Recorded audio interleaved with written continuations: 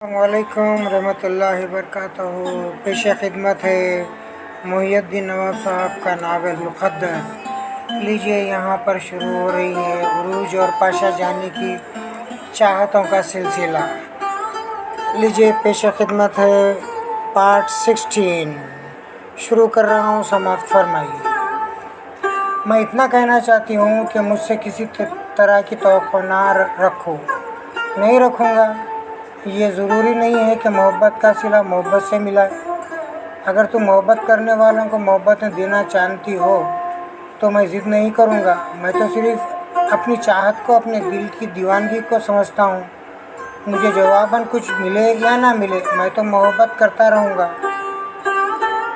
जहाँ भी तुम नज़र आओगी तुम्हें देखता रहूँगा। मेरा दिल कहेगा तुम्हारे पीछे चलना चाहे मैं चलता रहूँगा। तुम मुझे इस बात से रोक नहीं सकती। ये मेरा अपना ज़ाती मामला है। वो उलझ सी गई, सोचने लगी। अजीब शख्स है, मुझसे मोहब्बत कर रहा है और कहता है कि ये इसका ज़ाती मामला है और मेरा इससे कोई ताल्लुक़ नहीं है। जब मुझे ये मालूम हो चुका है कि मैं इसकी मतलूब हूँ तो फिर बेख्तियार मेरी नज़रें इसकी तरफ उठा करेंगी। ये करीब आएगा तो मैं इसकी आँच महसूस करूँगी। ना चाहते हुए भी इसके बारे में सोचने लगूँगी। मुझे इससे कतराना चाहिए। वो कार की डिक्की के पास आई।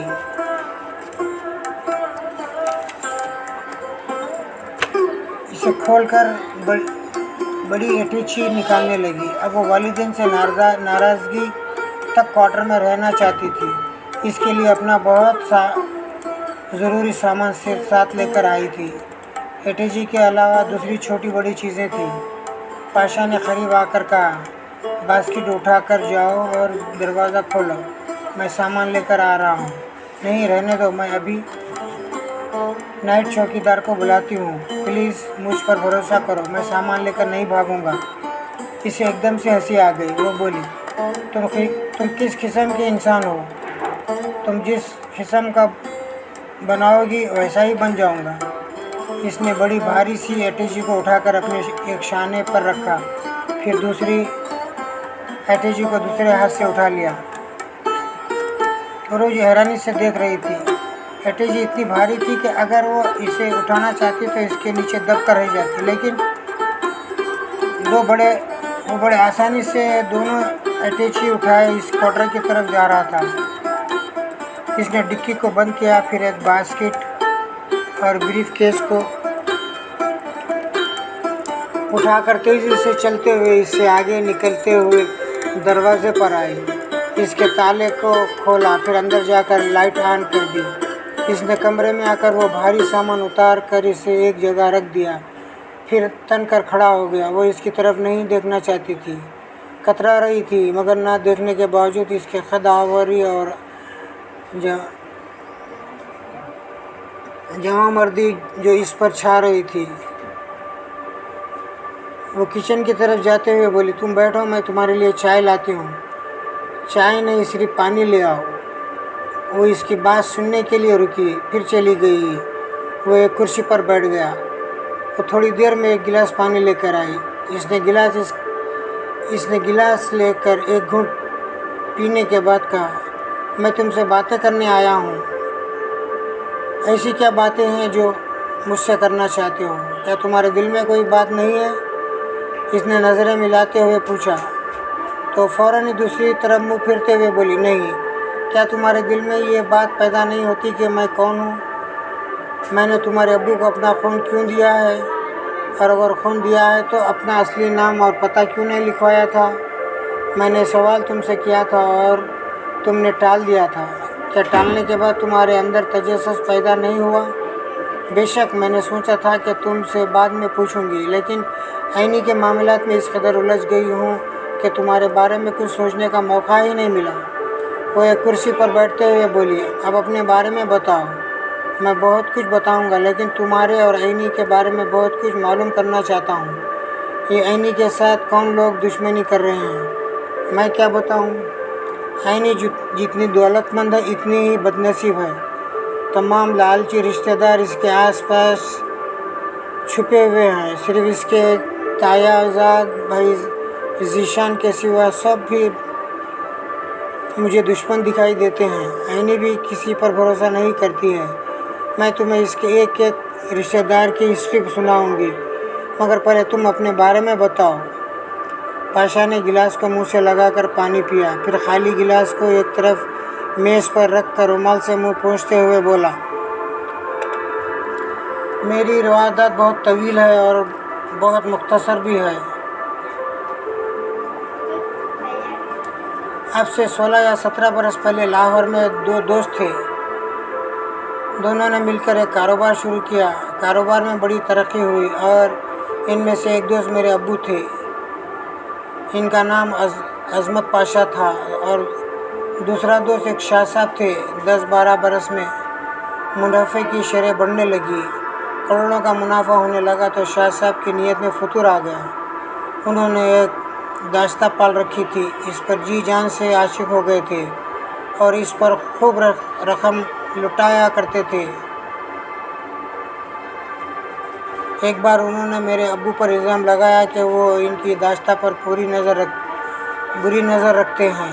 अब्बू ने इन्हें समझाया कि इस बाज़ारी औरत की खातिर इन पर शुबा ना करें, लेकिन जब बात बिगड़ती है तो फिर बिगड़ती ही चली जाती है। वो औरत बहुत चालाक थी। इनके कारोबार में हिस्सेदार बनना चाहती थी, लेकिन अब्बू इसके लिए राज़ी नहीं थे। इस वजह से अख्तलाफात बढ़ने लगे। ऐसे वक्त शाह साहब ने यह चालाकी की कि कारोबार में खसारा दिखाने लगे। अब्बू बीमारी के बायस कारोबार की तरफ ज़्यादा ध्यान नहीं देते थे। कभी कभी नफ़ा और नुकसान का खाता चेक किया करते थे। तब मालूम होता था कि कारोबार खसारे में जा रहा है। मुख्तसर ये कि शाह साहब ने कारोबार में अच्छी तरह खसारा दिखाया और इसका कारोबार को बज़ाहिर बंद कर दिया। जब वो कारोबार बंद हुआ तो हमारे पास रहने के लिए सिर्फ एक मकान रह गया था और बैंक में सिर्फ 50,000 रुपये रह गए थे। बाद में पता चला कि वो कराची में नया कारोबार शुरू कर रहे हैं। उन्होंने अपनी इस दाश्ता से भी पीछा छुड़ा लिया था। मैंने इन दोनों 10वीं जमात पास की थी। बेरोज़गारी ऐसी थी कि मुलाजिमत नहीं मिल सकती थी, इसलिए मैंने टैक्सी चलाने लगा। अब्बू बहुत बीमार हो गए। एक बार इनके ऑपरेशन के लिए 25,000 रुपये की ज़रूरत पेश आई। मेरी अम्मी शाह साहब के पास गईं और उनसे मिन्नत समाअत की कि कम से कम वो 25,000 रुपये उधार दे दें, लेकिन उन्होंने साफ जवाब दे दिया। जो दोस्त बनकर मेरी पीठ में छुरा घोंपता रहा और जिसकी वजह से मेरा कारोबार तबाह हो गया, मैं इसे फूटी कौड़ी नहीं दूंगा। अम्मी वहाँ से मायूस होकर घर वापस आई तो इस वक्त तक अब्बू का दम निकल चुका था।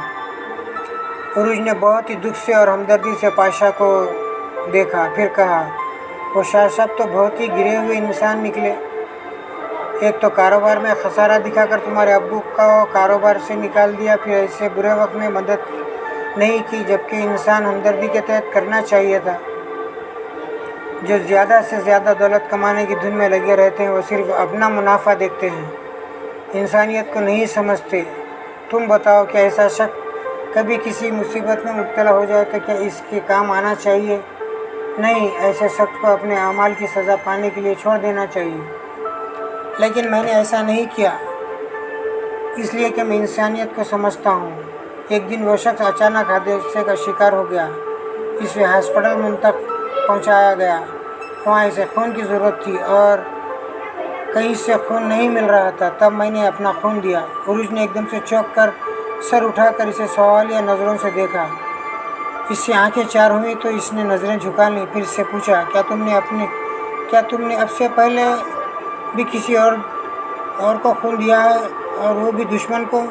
पाशा जानी ने कहा हाँ के अंदाज में सर हिलाया। वो बोली, इस दुश्मन को होश आने के बाद तुम्हारे बारे में मालूम हुआ होगा। पाशा जानी ने नहीं के अंदाज में सर हिलाया। फिर कहा, नहीं, जब वो होश में आया तो मैं इसके सामने नहीं गया।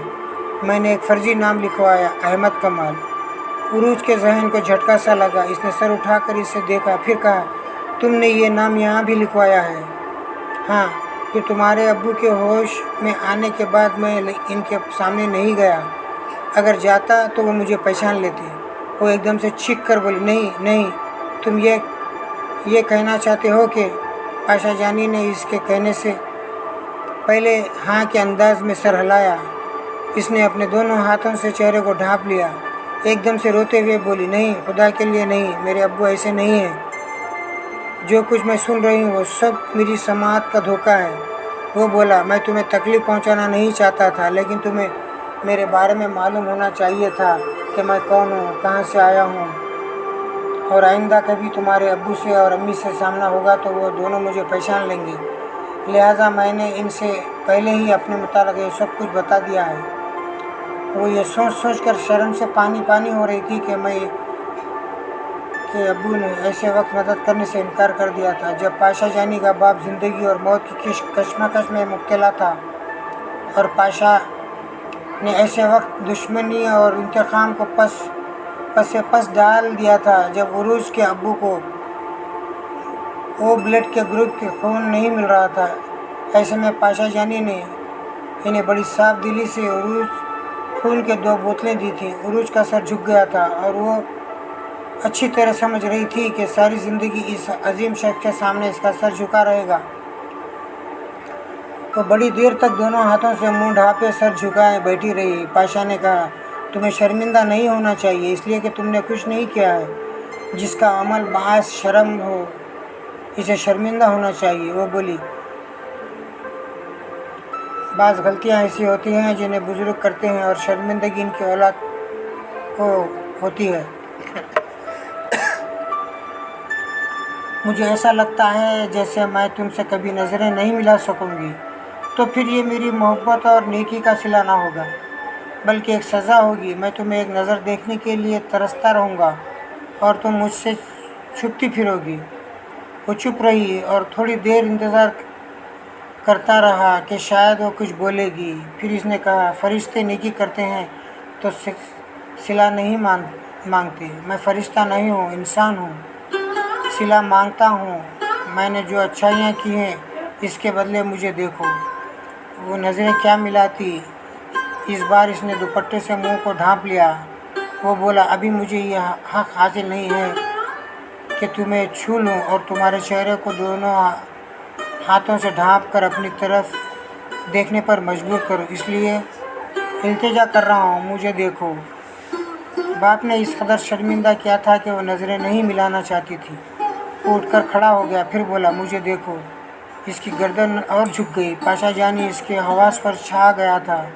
ऐसा पहाड़ बन गया था जिसके नीचे गर्दन दबी हुई थी और वो इसे उठा नहीं पा रही थी। वो पलटकर आहिस्ता आहिस्ता चलता हुआ 2 कदम दूर गया। फिर इसे देखकर बोला, मुझे देखो। इसकी सिसकियाँ बता रही थी कि वो अपने आंसुओं को रोकने की कोशिश कर रही है। ऐसे वक्त ये बात समझ में आई कि कभी कभी आँखों की शर्म रख लेनी चाहिए। अगर कोई नदामत से इसे देख नहीं पा रहा है तो इसे वाकई तौर पर नादिम होने के लिए छोड़ देना चाहिए। वो आहिस्ता आहिस्ता चलता हुआ दरवाजे के पास आया। फिर इसने पलट कर देखा। दिल कह रहा था शायद वो देखेगी। इसे फिर इसरार नहीं करना चाहिए था, लेकिन इसने आखिरी बार कहा, मुझे देखो। तो दुपट्टे से मुंह ढांपने सोच रही थी, मेरे मोहसिन, मैं तुम्हें देखना चाहती हूँ, लेकिन अभी नहीं। अभी कैसे देखूँगी? नदामत से मरी जा रही हूँ, आगे कैसे चार करूँ? वो अपने अंदर बोल रही थी जैसे वो सुन रहा हो और इसके नदामत को समझ रहा हो। शायद इसीलिए अब वो इसरार नहीं कर रहा था। इसकी आवाज़ नहीं आ रही थी। इसे बड़ी देर बाद एहसास हुआ कि कमरे में गहरी खामोशी है। इसका मोहसिन इसके करीब है। वो इससे ना बोल रही है और ना किसी बहाने इसकी खातिर तवाज़ु कर रही है। ये दुरुस्त है कि वो इससे आंखें नहीं मिला सकती थी, लेकिन नज़रें झुका कर भी तो ये बोल सकती थी। वो इतनी देर से खामोश था, इंतज़ार कर रहा था। इसे आने वाले का कुछ लिहाज करना चाहिए था। इसने एक गहरी सांस ली। दुपट्टे से आंसू पहुँचते हुए पहले फ़र्श की तरफ देखा जिधर वो कुर्सी पर बैठा था। इसके पाँव दिखाई नहीं दिए। इसने नज़रें उठाई तो कुर्सी खाली थी। फिर इसने कमरे में देखा तो कमरा इसके वजूद से खाली था। वो फ़ौरन ही उठकर खड़ी हो गई। इसे अपनी गलती का एहसास हुआ। इसने अपने मोहसिन को मायूस किया था। वो तेज़ी से चलती हुई कॉरिडोर में आई, फिर वहाँ से गुजरकर दरवाजे के पास आकर इसे खोल कर देखा। दूर इसकी गाड़ी के पास इसकी टैक्सी खड़ी थी और वो टैक्सी नज़र नहीं आ रही थी। वो इसके घर आया था और इसके दिल में भी आना चाहता था और इसने आने वाले को बुरी तरह मायूस किया था। वो जा चुका था। हशमत ने आहिस्ता आहिस्ता आंखें खोल कर देखा। वो एक बेड पर पड़ा था। इसे एक कमरे की छत दिखाई दे रही थी। वो सोचने लगा, इसे याद आया कि बुरी तरह जख्मी होने के बाद कार ड्राइवर करता हुआ अपनी कार गए एक गर्लफ्रेंड की कोठी में आया था और एक लेडी डॉक्टर थी।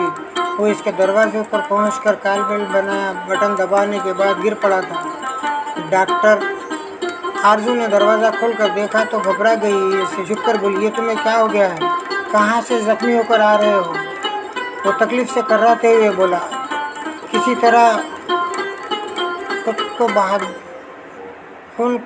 खून का बहाव रोको, नहीं तो मैं मर जाऊंगा और मुझे किसी हॉस्पिटल में दाखिल हो जाना। इसके बाद वो कुछ न कह सका।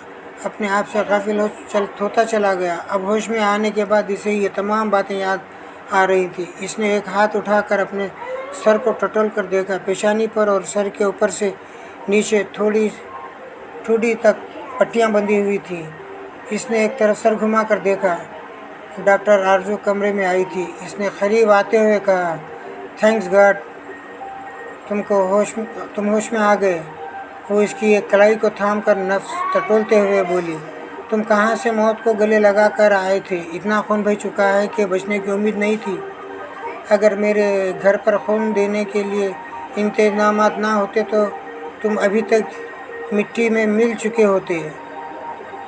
मैं कुछ सोच समझ कर ही यहाँ आया था। ये जानता हूँ कि तुमने अपने घर को एक मिनी हॉस्पिटल बना रखा है। क्या तुमने किसी से लड़ाई की थी? मैं लड़ने झगड़ने वाला आदमी नहीं हूँ। कोई ख़तरा देखता हूँ तो अपनी हिकमत अमली से जान बचा कर निकल आता हूँ। तुम पर किसने हमला किया था? इसने एक गहरी सांस लेकर आरजू को देखा। फिर इसने के हाथ पर हाथ रखते हुए बोला, मैं सोच भी नहीं सकता था कि वो कमज़ोर सी लड़की मुझ पर इतना ज़बरदस्त हमला कर सकेगी। आरजू ने हैरानी से पूछा, लड़की? हाँ, मैंने तुम्हें ऐनी के बारे में बताया है। वो उरुज के अस्पताल वाले क्वार्टर में थी। मैंने मौका पाकर इस पर हमला करना चाहा। मेरा इरादा था कि मैं पहले इसकी इज्जत की ऐसी की तैसी करूँगा, फिर इसे हलाक करके चुपचाप चला आऊँगा, लेकिन ऐसा ना हो सका। इसलिए इसने एक कांच के गुलदान को इतनी ज़ोर से मेरे सर पर मारा कि वो मैं चकरा कर रह गया। जितना खून बह चुका है, इससे तुम अंदाज़ा कर सकती हो कि इस वक्त इस कमज़ोर सी लड़की ने हाथ में कितनी ताकत आ गई थी। वाकई ज़ख्म बहुत गहरा था। मैंने टाँके लगा दिए हैं। तुम्हें यह समझाया था कि इन्हीं से इंतकाम ना लो, इसे इसके हाल पर छोड़ दो। कैसे इंतकाम ना लूँ? इसने मेरे मुंह पर तमाचा मारा था। मैं ये तौहीन कभी बर्दाश्त नहीं करूँगा। और अब तो मुझे और ज़्यादा गुस्सा आ रहा है। अगर अभी तुम ना होती तो मुझे खाक में मिला चुकी होती। आज मैंने नहीं, तुम्हारे मुक़द्दर ने तुम्हें बचाया है। अब ये अंदेशा है कि तुम पर आफत आ सकती है। क्या इसने तुम्हें पहचाना नहीं होगा? तुमने इस पर दिन की रोशनी में हमला किया था। मुझे यकीन है कि इस अंधी लड़की ने मुझे पहचाना नहीं होगा। तुम कह रहे थे कि इसे धुंधला धुंधला सा दिखाई देता है। हाँ, दिखाई देता है, लेकिन वो चेहरे अच्छी तरह पहचान नहीं पाती। क्या उरुज वहाँ नहीं थी? वो बाथरूम में थी और मैंने बाथरूम के दरवाजे को बाहर से लॉक कर दिया था। इस तरह वो भी मुझे देख न सके। जब तुम बाहर निकले तो तुम्हारे ज़ख्म से खून रस रहा था। क्या तुम्हें किसी ने देखा नहीं था? नहीं, मैंने छुपा कर आने की कोशिश की थी। एक टैक्सी ड्राइवर ने देखा था। वो मेरे पीछे पड़ गया था कि मैं हॉस्पिटल में जाकर मरहम पट्टी कराऊं, लेकिन मैं इससे अपना पीछा छुड़ाकर यहाँ आ गया। वो परेशान होकर इसका हाथ अपने दोनों हाथों में लेकर बोली, हशमत, छोटी छोटी बातों को नज़रअंदाज नहीं करना चाहिए। ऐसा ना हो कि टैक्सी ड्राइवर तुम्हारे लिए मुसीबत बन जाए। वो सोचने लगा, फिर बोला, मेरा मोबाइल फ़ोन कहाँ है? वो उठकर अलमारी के पास गई, इसे खोलकर इसका मोबाइल फ़ोन निकाल कर ले आई। फिर बोली, किससे बात करोगी? मैं मोहतात रहना चाहता हूँ, किसी से भी रब्त करूँगा तो बात बिगड़ सकती है, इसलिए अम्मी से बात करता हूँ। इसने बेगम तुराब अली शाह से रब्ता किया। वो बेटे की आरज़ू सुनकर तड़प गई, फ़ौरन बोली, हशमत तुम कहाँ हो? ये पुलिस वाले तुम्हें ढूंढते फिर रहे हैं। ऐनी ने तुम्हारे खिलाफ़ रिपोर्ट दर्ज कराई है। तुम जानते हो कि इसका भाई एसपी है। इसने तुम्हारे अब्बू को वार्निंग दे दी है कि अगर वो तुम्हें लेकर इसके दफ्तर में हाजिर ना हुए तो तुम्हारे साथ बहुत बुरा सलूक किया जाएगा। आप मुझे बताएं कि ऐनी ने मेरे खिलाफ़ क्या बयान दिया है? वही बयान दिया है जो तुमने इसके साथ किया है। सख्ती कितनी बार समझाया है कि बदमाशी और आवारगी से बाज आ जाओ, लेकिन तुम मेरी नहीं सुनते। नतीजा देखो कि हम किस कदर परेशान हो रहे हैं। आप परेशान ना हो, इसके पास मेरे खिलाफ़ कोई सबूत नहीं है। सबूत कैसे नहीं है? तुम्हारी बहन तुम्हारी दुश्मन बनी हुई है और वहाँ कमरे में तुम्हारा खून फर्श पर गिरा हुआ था। पुरुष ने इसे लेबॉर्ट्री में भेज दिया था, जिससे साबित हुआ कि वो खून तुम्हारे ब्लड ग्रुप से ताल्लुक़ रखता है। फिर एक टैक्सी ड्राइवर ने तुम्हारी कार में बैठकर जाते देखा था। इसने जीशान को तुम्हारी कार का नंबर बताया है। ये कमबख्त टैक्सी ड्राइवर बीच में कहाँ से मरने आ गया? ये वही टैक्सी ड्राइवर है जिसने पिछली रात ऐनी को जवाद से बचाया था। इस ड्राइवर ने जवाद के ख़िलाफ़ भी बयान दिया है। ओ गॉड, मैं कभी ये सोच भी नहीं सकता था कि एक मामूली टैक्सी ड्राइवर ऐनी जैसी अमीरजादी की ज़िंदगी में इतना अहम रोल प्ले करेगा। बेटे, इसकी सौतेली माँ दुर्दाना चैलेंज कर रही है कि एसपी जीशान ना इसके बेटे जवाद का कुछ बिगाड़ सकेगा और ना ही वो तुम्हें कोई नुकसान पहुंचा सकेगा। वो ऐनी की मुखालिफत का मुँह तोड़ जवाब देने वाली है। अम्मी दुर्दाना बेगम बहुत मक्कार औरत है, इसकी पहुंच बहुत दूर तक है। फ़िलहाल इससे दोस्ती करें और इससे ताउन हासिल करें। दूसरी तरफ से तुराब अली शाह की आवाज़ सुनाई दी, हम यही कर रहे हैं, लेकिन तुमने जो किया है वो नाकाबिल माफ़ी है, क़ानून की नज़रों में भी और इसके बाप की नज़रों में भी। मेरा तो दिल चाहता है कि मैं भी अपनी बेटी उरूज का साथ दूं और इसकी हिमायत में तुम्हारे खिलाफ़ बयान दूं, लेकिन क्या करूं? दिल से मजबूर हूं। तुम मेरे एक ही बेटे हो, गलती कर चुके हो, इस गलती पर मिट्टी डालनी होगी। अबू, मुझे आपसे ऐसी दानिशमंदी की उम्मीद है। मैंने क्या किया है, क्या तुम्हें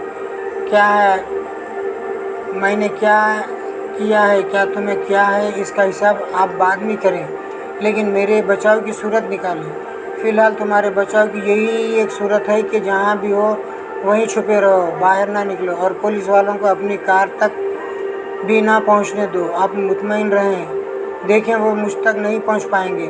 मैं बाद में आपसे रब्ता करूँगा। इसने फ़ोन बंद करके आरज़ू से कहा, मेरी कार तुम्हारे कोठी के हाथे में है, पुलिस वाले इसे आकर देख सकते हैं। वो मुस्कुरा कर बोली, मैं इतनी नादान नहीं हूँ। तुम्हारी मरहम पट्टी करने के बाद इस कार को गैरेज में बंद कर दिया है।